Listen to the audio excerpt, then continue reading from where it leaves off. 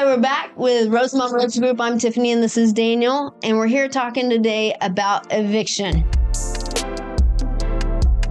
You know, we have had so many comments on YouTube and social media about the stories we've put out there about evictions with Section 8. And we have some that are for and some that are against Section 8. And I wanted to tell a story about an experience we had, and it was this resident, oh my goodness, was with Section 8, and he decided he did not want to pay his portion. He did not. He was like, he flat out said, I'm not paying my portion. I deserve to rent for free. This is just not my responsibility. And so this was back when I was part of the team, and I called him because my team was like, how do we handle this? And so I called him and I said, you need to understand, if you don't pay your portion, then I will have to start the eviction process. And I'd rather not. We'd rather have you here. And he said, nope, I'm not paying my portion. You can't evict me because I'm on Section 8. And I said, that's not really how it works. But you have your right to believe that. And you have your right to not pay rent. But you don't have a right to have a roof over your head. So these are your decisions. And he proceeded to tell me, nope, I'm not paying rent. I'm on Section 8. They're going to pay my rent, and that's final. I said, okay, have a great day. So I proceeded to get off the phone. Well, the next step is I had to let Section 8 know that we wanted all funds to stop. Because if anybody pays any portion of rent, you can't evict. So when Section 8 is in the process and they pay a portion, you have to get them to stop paying rent, or you can't evict them. So we proceeded to contact Section 8 and say, okay, we need rent to stop because he's not paying his portion, and we need to proceed with evictions. And it takes them a little bit to stop because they do an automatic transfer a lot of times. And so they stopped their payment, and then we proceeded with 5-day notices to start the eviction process. And he called me when he got the 5-day notice, and, oh, you can't evict me. I'm with Section 8. There's no way I'm getting out of this apartment. You can't get rid of me. And I was like, sir, I really want to help you out here, but the road you're going down, you need to understand I will have to evict you. And that is the process we're going down. So if you want to make payments, or you want to do a partial payment waiver, if you want to start a payment plan, let's talk about this, because we can get Section 8 to start paying again, but we've already stopped them. So yes, we are headed towards eviction. I said, you can't evict me. I know the law and I know this. I said, sir, I really want to help you, but you're not helping me help you. And so I got off the phone again. I said, okay, we're headed it's been 5 days, hand it off to the lawyers. Because in Arizona, you can't just go to court. You need lawyers to do it for you. So we handed it off to the lawyers, and in a week, they set up court date, and he went to court, which was interesting because the judge asked, did you pay your rent?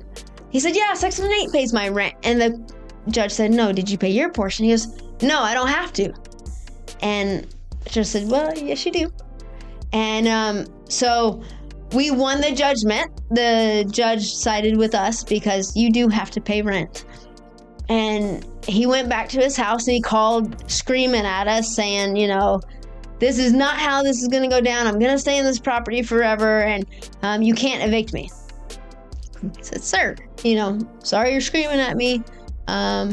This isn't how it works. You do have to pay rent. You can't live for free. And so when a judgment happens, you have 5 days to then schedule for the writ of restitution, where a constable will go out and change the locks. And so he actually submitted another form, and so we had to go back to court, and we won again. And then we did a 5-day writ of restitution again, and the constable went out and he stood his ground. I was floored. I've never had a guy stand his ground like this. And he said, I'm not leaving. And the constable said, well, you got 2 choices. You can either leave, or I call for backup and we pull you out of the house. He said, I'm not leaving. So the constable actually had to call for backup, because you always need to have a second set there if this goes down the way it does. And so the constable drug him out of the house and said, sir, you do have to leave at this point, and they changed the locks. And when he was on the side of the street, because I could hear the constable in the background, he called me. He said, "It is your fault I am homeless." And I said, "Sir, I've been working with you for 2 months now trying to get you to pay rent." He said, "I don't have to pay rent. I have Section 8. And I said, "Well, you might want to call Section 8 to see if they're actually going to pay for your rent ever again. Because at this point, I think you got them on your bad list as well." And so he said, "Well, it's not only your fault that I'm homeless, it's your fault my son's homeless." And I was kind of shocked he had the gall to tell me it was my fault. And I turned around and I said, "Sir, I went through the whole process with you. At this point, it was your decision not wanting to pay rent that got you on the side of the street. There are places in Mesa that you can go for shelters and get help. But when you decide to pay rent again, let me know. And until then, we don't rent to people that don't pay rent." And so, but this story made me really think, because in every situation, whether it's Section 8, whatever housing providers you do or get help from the city or state, you have good and bad of both sides. Meaning you're going to have people that take advantage of it, like the story I just told you, or you're going to have people that really do need it. And I wholeheartedly do think there are some people that need help with Section 8, and Section 8 can be a great source. But when we had it on social media, there were so many people going, "This is why Section 8 needs to be thrown out." This is not why Section 8 needs to be thrown out. Does there need to be some reform? Yes. Does there need to be help? But in every little bitty government help we get, there are going to be people that take advantage of it. And those are the people that are ruining it. It's not actually Section 8. It's not the place the help is coming from. It's the people that are taking advantage of it. So there are a lot of people, there are a lot of services out there that can actually help people that need help with paying their rent, which we actually help residents find on a monthly basis. These are some of the challenges, but then again, yeah, to your point, this shouldn't focus on the negative. This is just one of the cases. Most of the cases actually end up being very positive and very positive experiences. So don't be afraid of Section 8. It's actually a decent program, and it's overall can be very good. It can be.